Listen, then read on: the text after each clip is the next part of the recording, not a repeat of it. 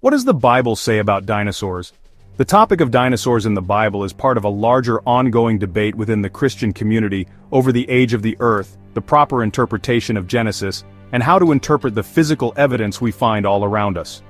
Those who believe in an older age for the earth tend to agree that the Bible does not mention dinosaurs because according to the old earth paradigm, dinosaurs died out millions of years before the first man ever walked the earth, so the men who wrote the Bible could not have seen living dinosaurs. Those who believe in a younger age for the earth tend to agree that the Bible does mention dinosaurs, though it never actually uses the word dinosaur. Instead, it uses the Hebrew word tanniyn, which is translated a few different ways in our English Bibles. Sometimes it's sea monster, and sometimes it's serpent. It is most commonly translated dragon in the King James Version. The tanniyn appears to have been some sort of giant reptile. These creatures are mentioned nearly 30 times in the Old Testament, for example, Psalm 74:13, Isaiah 27:1, Jeremiah 51:34, and were found both on land and in the water. Another Hebrew word, leviathan, transliterated leviathan, is used 6 times in Scripture, for example Job 41:1, Psalm 104:26, and refers to some type of large, fierce sea creature.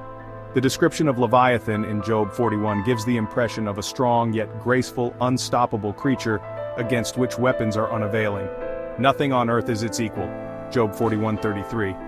Another giant creature the Bible describes and that Job was familiar with is the behemoth, said to be a prime example of God's handiwork. Job 40:19. The behemoth is a huge plant-eating animal that dwells by the water.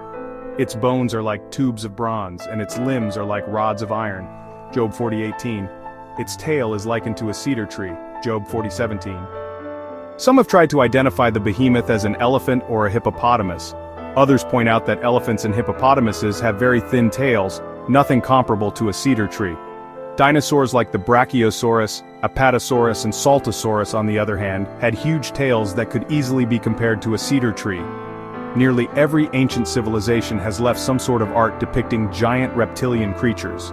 Petroglyphs and clay figurines found in North America resemble modern depictions of dinosaurs. Rock carvings in South America depict images of creatures resembling Triceratops, Diplodocus, and Tyrannosaurus rex. Roman mosaics, Mayan pottery, and Babylonian city walls all testify to man's transcultural, geographically unbounded memories of these creatures. 13th century explorer Marco Polo wrote of seeing huge serpents in China, which he described. At the forepart, near the head, they have 2 short legs, each with 3 claws, as well as eyes larger than a loaf and very glaring. The jaws are wide enough to swallow a man, the teeth are large and sharp, and their whole appearance is so formidable that neither man nor any kind of animal can approach them without terror. Polo M. The Travels of Marco Polo, trans by Marsden W. Eden by Rugoff M. Signet Classics, 1961. pp. 158 to 159. So are there dinosaurs in the Bible? The matter is far from settled. It depends on how one interprets the available evidence.